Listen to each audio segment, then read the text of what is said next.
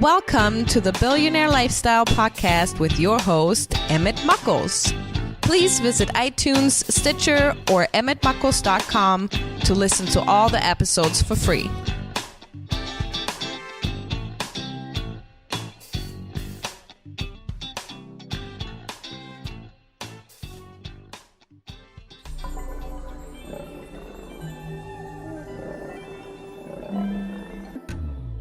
Ladies and gentlemen, welcome to the Billionaire Lifestyle Podcast. This is your host, Emmett Muckles, and we are recording when everyone else is out partying because we have a mission, we have a passion, we get it done, we make it happen. This is the day that you woke up and you were able to get out of bed. Even if you weren't able to get out of bed, you were able to open your eyes. If you were conscious, then you are a billionaire. When you think about it, if you just look at your hand that is covered in cells, you own those, they're at least a billionaire. Life is not necessarily about money, it is about the purpose. Because if you find your purpose and it serves other people, the money will come. Today, my guest is David Hirschfeld. Now, this guy started off like me a while ago, and we journey through life, we find our thing, we stay with it, and we sustain our lives and other people's lives as well. David, what's going on, my man? Hi, Emmett, and thanks for having me. And yes, I'm here today because of mission and passion, just like what you said. I mean, you know, a lot of people, especially in this current day and age, if you look on Facebook, if you look on Instagram, if you look on YouTube, the thing that they're promoting is money. And I understand that's our barometer. That's how we eat. That's how we, depending on who you are, there's some people who just go off in the woods. But if you're going just chasing money, you're going to be unhappy. And if you find your passion, or if you find what make that pivot thing that says, I'm going in this direction to figure out what you want to do and to make some money, then your life is fulfilled. And you found yours with software. I mean, you've been in software a while. Yeah, over 30 years. So do you go back to the days of COBOL?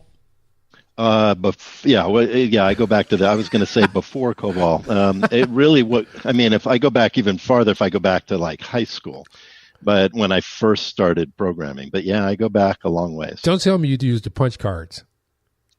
Yeah, I used punch cards. I used tapes, tapes, little rolls where you'd have a tape reader. Yep. CRTs we thought were magic. This was mostly, the 300 baud. You'd watch it paint the characters across the screen, the tiny little screens. I used to program deck writers. You mean the punch cards? No, everybody. There are these massive machines. Yeah. So the disc. Cards. So like a 25 megabit disc was like size of a tire. Oh yeah. You remember those? Yeah. But they were huge. We're nerding out. So how did you? We are. Yeah. How many people have left the podcast by now? Right. How did you transfer? I mean, how did you? You found out that software was your thing, and so many people are into software and have been into software. But how did you make that your life, your calling? Well, I mean, my route was not very straight, and I think that's true with just about any entrepreneur, right? Right. I mean, with very rare exception, it usually takes kind of a curvy road. I went to school and studied physics in college, and then decided that I didn't really want to make my career around the peer group that were the students in my class. So I went into sales. I used that to get into software sales. And I did software sales for a number of years and found out that the people supporting me were not as technical as I wanted them to be. No. So I ended up teaching myself this was IBM mainframe software for Computer Associates initially, and then Texas Instruments later on. And I found it very frustrating to work with technical sales, technical support. So whenever you did the sales, you'd have a technical person who would come and do a big presentation about the technology itself. And I didn't like having to coordinate that because sometimes I would have to wait a week until they were available, especially when I was at Texas Instruments in Phoenix and I was in a remote area. Yep. And I also wanted to work with the systems myself, because then I felt I could connect much better with the people I was selling it to, directors of development, and they didn't have information CIOs back then, but the equivalent, the VP of development. And so I went and I started to teach myself all these products, and then that's how I ended up teaching myself to re-taught myself how to code, because from sales. So that's a very good point. Ladies and gentlemen, the reason I'm bringing this up because I've worked in technical fields, and there's a disconnect. There's a disconnect usually between sales and technical, where sales is very personable and technical can be very unpersonable, where it's very technical.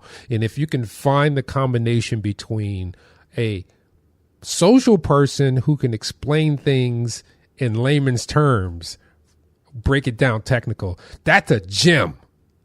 That is so where I am today. So I want to, because this I think fits right in with the whole billionaire lifestyle concept.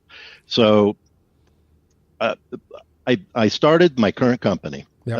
And I've had several other companies before that. This is not the one in 2000, is it? Did you start it in 2000? I sold one in 2000. Okay, gotcha. Yeah, right. I started that one in 92, right after I left Texas Instruments. Right. And I sold it to a public, and that one was successful despite every effort on my part. Gotcha.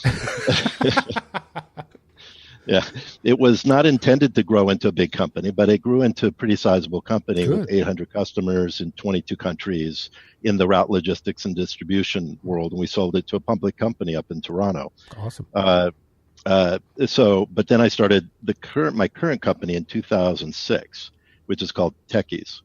And we do software contracts, software projects on contract. Anyway, I started then. Within 4 years, I partnered with one of my clients, which we ended up creating medical software, which that's becoming really successful right now. Yeah. And I couldn't do both very well, but I had an ongoing business with Tekyz. So I asked somebody I knew, I'd known for a long time, to partner with me and come in and start to run the company.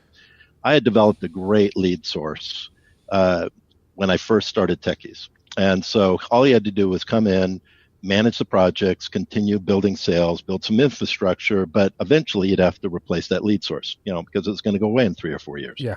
And I told him that. And of course, predictably, that lead source went away after about 4 years.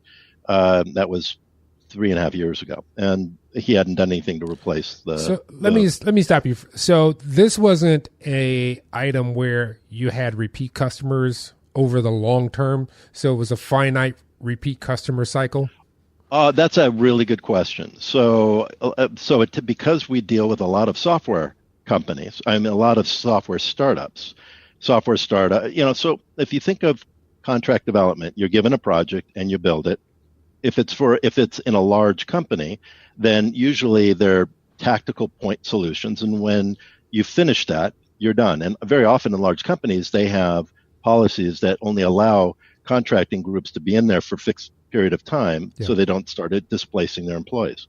But most of our stuff was startups, and some of those startups became successful, and a lot of them didn't. And I've learned a lot about what makes a successful startup, the ingredients that somebody typically comes with that makes it easy to predict that they are going to be successful, and the ones that are not, right?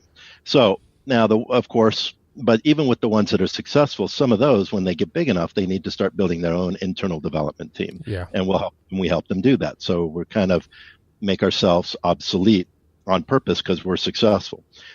So if you think about it, if you don't, and we get referrals from our customers, but if you think about it, if you don't do something to build the sales organization to some degree where you've got qualified leads coming in, we will slowly slide off, not steeply, but over several years, we would just see our revenue diminishing. So I finally got to a point about 8 months ago where I realized he's never going to go out there and build a new lead organization or lead sources. So we split, and I went on with Tekyz, he's doing his own thing. But of course, now I had no excuses. Now I had to go out there and say, okay, the world is really different. It's been 13 years since I started this. It's a that's way very different true. world. That is true. It is totally a different climate. One of the things that I've seen is that the emergence of the feminine in the businesscape is changing the landscape a little bit as well. But what have you seen? What did you experience? Well, in that period of time, the rise of the social networks, LinkedIn, everything, right? Mm-hmm. I mean, back then it was Google Ads. Google AdWords was pretty much the way that you would get business if you were forward thinking. But that's not always the case now, right? Especially it's just too expensive. So there are many ways to develop leads. There's many different networks, online networks, and there are local networks anyway. So I had to get out there and start networking. So here's the computer guy who used to joke about, I hate people because I could work at my house and I could work out of my house and run a company with all these employees, but they all worked remotely. And that was always the joke, But now I had to go out there and network. And so I'm finding, wow, I'm out there building networks, working with the social networks in terms of like LinkedIn and business social networks. And then after about 6 months, it started to really happen. Wow. Where all of a sudden I've got this huge pipeline of business. I've got a bunch of new projects, all just because I basically went out there and kicked it. I just started to, and I just was like, took this kind of like, I have to be fearless attitude. I wasn't saying I was fearless. I just kept telling myself, I cannot. And I've got one of my customers. This is a very long time customer. He's one of the most successful customers I have, a guy named Jeff Whiting. He is a Broadway producer. We built an app that's now used by every show on Broadway and the Tony Awards and the Emmys and to produce those shows. And it's because of him, not because of me. He's just very connected in that world. So you've migrated from like formal software from computers, and you migrated over to the app space as well? Oh yeah. So I mean, there's still it's software. You write code and you deploy it. You deploy it to a computer. You deploy it to a server. You deploy it to a mobile device, which is just a computer, right? So yeah, mobile apps, web apps, Windows, Mac products, all kinds of stuff. Just depends what people need. So coming from that space where, the mode for finding your customer was basically your business to another business, which is LinkedIn. But now the landscape is spread out a lot because there's a lot of different social aspects that and people are gravitating to their own favorite. So have you seen like there are different channels and there are always emerging channels that you have to delve in to find your customer? Yeah, yes and yes. So the first thing I had to do was really start to network. So, but just to finish that last story, just because I think your audience will really like this. Okay. So his company is called Open Jar Institute. This is the Broadway producer, and because he has this philosophy, and it comes from a book that he read, which I won't bother with you now what the book was, but that if you put bees in a jar, and you put a lid on the jar and you leave them there overnight, then they keep hitting the lid and they keep hitting trying to fly out and hit the lid. And eventually they realize that lid's there and they get tired of banging their head on it. So they just fly right below it. Then the next day you take the jar off the lid, they won't fly out. Really? They'll fly right up to the edge and they won't fly out. And you can leave it there for the whole day. They still won't fly out. So what you have to do is turn it on its side, flip the jar on its side, so that they get a new perspective and then they can fly out. But his whole idea is that there is no lid, right? The lid is in our head. And so when you're offered an opportunity or you want to go after an opportunity and you think I can't do that, or you feel this resistance to it because you're afraid of, what if I'm going to be rejected? What if I'm not perceived well? What if people get the wrong idea? That's all that lid that doesn't really exist. So I use that metaphor almost every single day. That's a good one, and it's literally perfect timing in my life. Mm-hmm. Is it? Yes, it's one of those things. Like I say these prayers, and I'm like, God, give me an answer. God, give me an answer, and I expect it to come in my head, but it doesn't always come in your Right. head. Sometimes it comes in the form of a TV show, a podcast guest. Right. Right. Yeah. Right. Right. So what I find is if I just keep thinking to myself, okay, what is this? What am I doing that where I think I'm bumping into a lid, but there really isn't a lid, because that's what's stopping me from taking the next step on whatever it is I need to do. Right. And literally, it's a daily exercise. But as a result of that, my world has expanded really fast. So now the new joke is I love people. Now you love people. So yeah, that's my wife and I joke about this. Yeah, I love people. How can I not love people? It's like because I'm out there with people. Like my friend said, "Oh man, I love people. I just don't trust them." Right, I love people. That's actually just smart, right? So, I mean, with that, you've come a long way. You've seen a lot of things go trendy. You've seen those trends die. You've probably seen that .com bubble. You've seen the crash of 2008 and how we've rebounded to where we are now. What do you see moving into the future here? What's bubbling inside you, and you're like, I can't wait till this hits? Well, it's really hard to see that right now. And that's really funny that you asked me that question. And I know you didn't know this. I'm doing a keynote speech next month for 100 directors of public health from all around the country. Yeah. And it's all about how technology may disrupt public health in the future because of the healthware software stuff I've been doing. Right. Anyway, but the problem is you can't tell how things are going to disrupt the future. So I'll give you a good example. Well, I mean, because when people are building technology, they're building it with the idea that they've got something that will solve a problem, and they can predict that the impact it'll have on that group. They don't know what that impact will have 5-10 years from now. It's going to be unintended consequences of that. So here's my example. I have an office in India, believe it or not. So I have a development team that our medical software company owns, that we set up starting about 2012. And I started going to India in 2009. And the first time I went to India, do you know what a tuk-tuk is? Or they're these three-wheeled motorized taxis. Yeah, I know what they are. Okay. So so I have a photograph through the windshield, the first time I was driving through Mumbai, through the windshield of my car, of a sea of nothing but tuk-tuks. One car and like 30 of these tuk-tuks. That's all you could see. And it was like that every single time I went. I've been there 14 times since then. So, and up until 2016, it looked just like that. I didn't go for about a year. And the beginning of 2017, I went back and they're gone. And I was like, where did they go? Now it's like one for every 10 cars instead of 20 of these for every car. And I could not. It was a short amount of time, like a year and a half.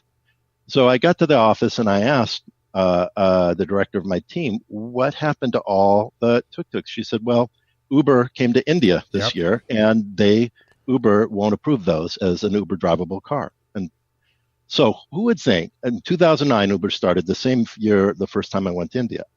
This company with a mobile app tied with GPS and a limo service. 7 years later, we completely displace a class of vehicles halfway around the world. Who could predict that, right? Yeah, because it's really changing the landscape. Everything that we're doing now is changing the landscape, and this is why it's so important. What you did, or as you progress through your business life, is you see a need, something that somebody or a group of people want, and you say, I'm going to provide that. And it really comes down to that simple of a plan. But sometimes we often, and you made me think of texting. We often thought we just text on our phones before we got in our car, but now that's our mode of communication for a certain demographic. I mean, it's even creeping up into senior citizens. They don't even talk anymore. They just text each other. So now you don't even text so much. You emoji, right?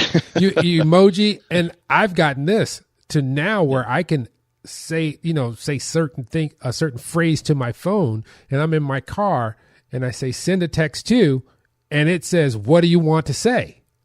Right. I mean, you never know how these little things, they come together, and then boom, you got something else. Because that's one of the things I always say. Just if you're thinking about starting a business, just start one, because you don't know where it's going to lead you. It may show you more opportunities than you are already thinking. Right. Now, what are your absolute favorite? I know you've worked in many sectors now. What are your favorite customers and your favorite projects to work on? Oh, okay. So my favorite projects, most of the time, are what I call rescue projects. Because this is, in fact, I just took one over about 2 months ago. So this is a rescue project is a project where somebody is either trying to develop their first version, or they've built the first version and they're trying to enhance the product, but they are struggling because they're working with an incompetent development team.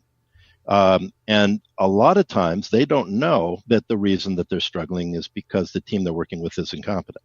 And it's not always. Sometimes it's their fault, and sometimes it's the client's fault because they keep expanding the requirements, they keep changing them, or they're not good at detailing the requirements, or they push the team to go too fast. The team's not disciplined enough, and they didn't design it properly because the client wasn't patient enough to go through the design process. So sometimes it's the client's fault, or they have failure to pull the trigger syndrome. That's what I call it, where they're afraid to release the app to the world. Develop. Building it. Yeah, I had somebody go out of business who never released an app, 2.5 years. I wrote letter after letter. This is one of my earlier projects. I won't let that ever happen again. I'd quit before I would allow somebody to do that. But I did. I wrote several letters to them. You need to release this. Please release it.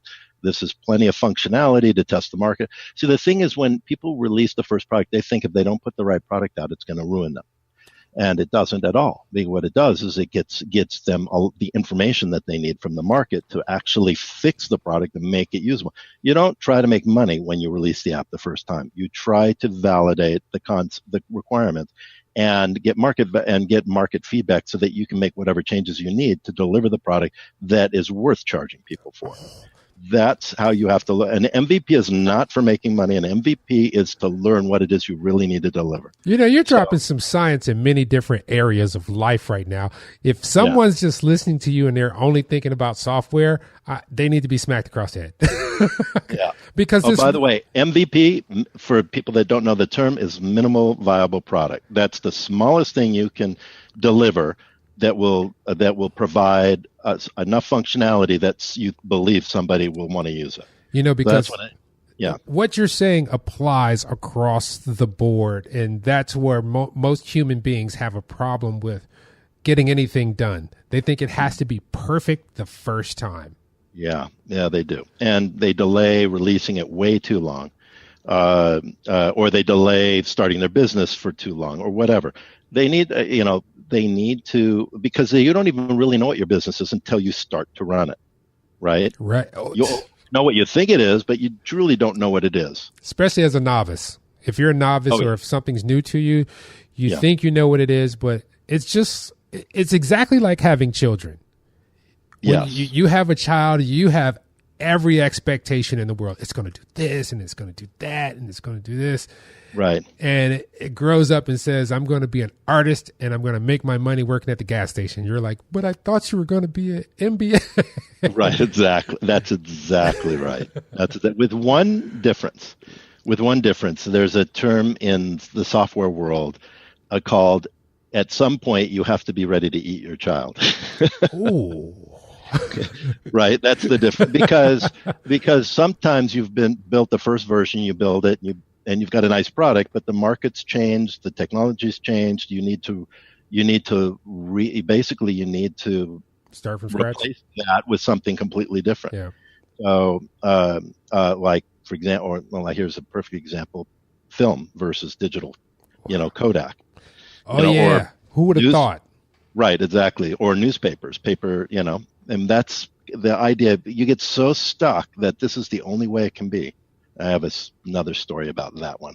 But anyway, I have a lot of stories, so if I have too many stories, just cut me off. No, here's the thing about it.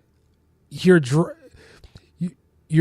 speaking on your life experience, and you're speaking about a software company, but it's so applicable to so many different areas in many people's lives. And it doesn't mean that you're starting a business. It could literally mean, it could be your diet. Well, I have to have everything in place before I lose 10 pounds. No, you just need to go walk. Right. Exactly. Yeah. You need to start there. Right. Yeah. Just start somewhere. And then you'll say, somewhere. Maybe I can jog that 1 block. Even though I've walked 2 miles, I'll just jog 1 block. Next thing you know, you've lost the weight and you're running a marathon. That's how life works. I mean, or sometimes you're jogging that 1 block for 6 months, but then all of a sudden after 6 months, you're thinking I can go 2 blocks. And then pretty soon you take off. Right. Yep. Sometimes you get stuck in a place for a while because that's where you need to be for a while. Oh. Right. But if you didn't take that step, you wouldn't be stuck in this thing you're doing now. You just wouldn't be anywhere. I'm going to invite you to my Emmett's Moments. I'm going to have these online meetings. I'm just going to be like, here you go, David, take the floor. Well, thank you. I appreciate that. I'd love to. This is really important because I find that so many people, and ladies and gentlemen, if you want to be a part of it, just go to emmettmuckles.com and go to the contact page and say, Emmett, what are you talking about? So many people just need a positive reinforcement or a positive, honest reinforcement in their life. They need someone who's going to look at it and say, your idea is good, your strategy sucks. Or I would think about it this way. You're missing this point here, but you can do it. Yeah. Sometimes people just need that you can't do it that way, but you can do it. Just get turn the jar to the side a little bit and right. What moments have you had in your life where you were like laying in bed or you're looking at the ducks go by or you're having an ice cream cone and you have one of those moments where you go, oh, I could do, and you fill in the blank. Have you had those? I have. It's, that's one of those questions that I have to, that it'll come to me maybe while we're talking, maybe right as soon as we finish.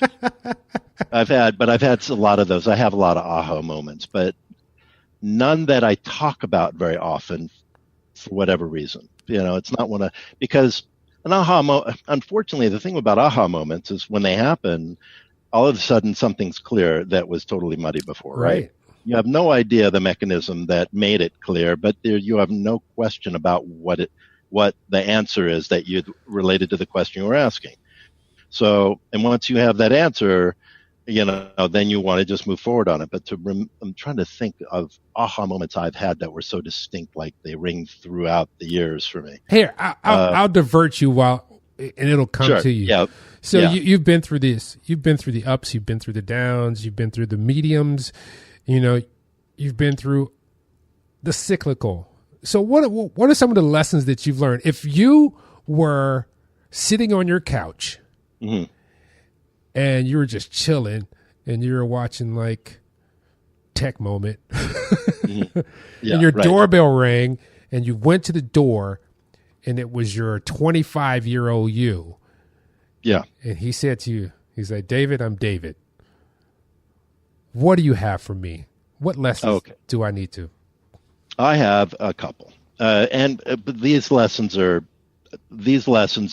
based on me and how I've lived my life. Right?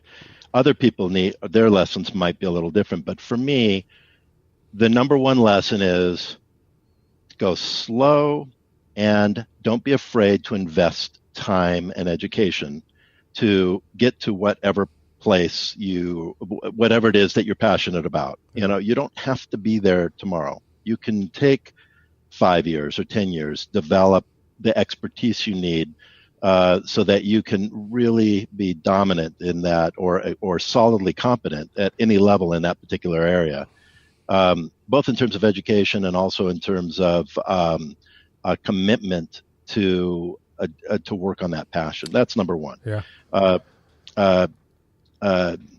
Number two is it takes time to build on a concept. So you start a business. It can take several years, sometimes a decade, for the things that need to mature about that business to happen. What what a lot of people do is they start to kind of give up on the commitment and the passion to it, and they just go through the motions to run it once they get to a certain level. And that is, in my mind, the reason that people get stuck at certain levels if they start a business, or eventually they fail because you can't be standing still. Yeah, and it will grow and build in ways that you cannot predict. But if you're passionate and you're committed and you work really hard at it, and you really make it your life, it will be big and successful, and you'll love doing it too. Awesome. Yeah. I always give it at least 2 to 3 years to see something. Yeah. Well, that's true. Yeah. You have to see something, right? I mean, sometimes because we live in a world where everything's immediate. Hey, I did this and I crushed it. Hey, I mean, you're seeing messages, not really evidence, but you're seeing messages of people who are saying they just took off. And I find life is more of like a marathon, maybe a 10, 20, 30, 40K. Oh, yeah, it is. Because eventually you're going to get there. But if you stop at like mile number 3 and you're like, I'm not as far as I thought I was going to be, then that's where it falls off. Right. Yeah. And as a matter of fact, on that note, have a plan in place where you're building equity and value in your life outside your business, along with your business, even if it's just small amounts. Because like you said, life is long, it's a marathon. It doesn't take a whole lot of that for that to build into something pretty dramatic, build dramatically over time. One of the fastest growing demographics for entrepreneurship is those who are past the age of 45 and even 50. Would you give them the same advice? Yes, I give them the same advice because it just depends on what they think their window is. I would still give them that exact same advice, both in terms of investing in the time to learn to become really good at your craft, as well as just take some piece of whatever you're doing and put it away outside the business. Don't, put 90% of it back into your business, but put 10% aside for just retirement and financial security in the future. I mean, it makes a huge difference. Yeah. Once you hit 60 or 65, then maybe that's a little bit different approach, right? But maybe not. That I don't know, because now that's, as I'm 59, right? Right. So I'm at that point right now. So you remember disco? Pardon me? You remember disco? Oh yeah, please. Yes, Did you have the hair? Sorry, I do. I remember disco. Yeah. Disco was fun, though. It was fun. It was fun. It was fun. I know, but we always make fun of it because it was so strange. With what were they called? The angel flight pants and the bell bottoms. Yeah, the bell bottoms that were tight and stretchy. Yeah. Right. I'm not that old. We're so hip and cool. I remember seeing it vaguely. Okay. All right. Well, that was the world that I was discoing in, was those. Yeah. So where can people reach you and how can they contact you? Because you're a wonderful speaker. Oh, thank you very much. They can contact me by going to Tekyz.com, and Tekyz is spelled Tekyz.com, or people can feel free to call my mobile. I will always pick up the phone for anybody, and that's 480-570-8557. And also, they can email me at david@tekyz.com. So who's your perfect customer? Okay, so back to the rescue customers. So 2 months ago, and the reason I like them so much is because when I take it over, we kill ourselves to get them back on track in the first, week to month, depending on what kind of rescue it is. They are so grateful that after they see the difference working with a professional team that's really disciplined and has established processes and communicates really clearly, they're so grateful. Those are the best. Sometimes I'll get a brand new customer who's never done software before, and we kill ourselves, but they have nothing to compare it with. Right. And so they're happy, but they could be happier because they don't realize how good they have it. I mean, literally. So, but a rescue customer, I've had one rescue customer that spent $2.5 million over 4 years, and he had worked with 4 different software teams before he found us. He's our biggest fan right now. But people like that, they treat you really well. We treat them like, they're family. I mean, our customers are family. We're partners with our customers. We're not vendors. So those are, anyway, and this guy has an amazing fantasy baseball system. Yeah. It's for the top echelon of fantasy sports people. He sets up a league, and you buy the majors and you buy a team. He sets up a league, then you buy different people or different groups of people buy teams. And they're like many thousands of dollars to buy a team. You get the major and all the minor teams as well. Wow. And then you can move them up and down and trade, and he captures stats on a level nobody else in the industry is doing. And the people that are play this are a fanatic, but it's amazing how many people out there. He has this huge backlog of people that wanted to want to buy teams, but he couldn't even create another league because that was broken, and the team he was working with couldn't fix it. And I mean, the horror stories were pretty bad. We took it over a week 10 days before the baseball season started this year. Ooh. I mean, he gave us very little time, and so I will never promise something that to a client. I won't promise something just because I can get the project. So I told him I can't commit that we'll have this running in time for the season, or even a week or a month after. We'll just get it running as quick as possible. We got everything back up in 7 days after the beginning of the season. Oh, that's so. Easy. And he couldn't wait. Well, the previous team had 6 months, and was unable. And they said it would be another 2 to 3 months when we got the system. So we started from that point and got it, basically in 15 days. Wow. Up and running.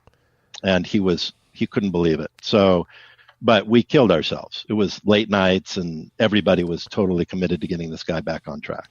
So is there anything that you're not adaptable to for implementing software?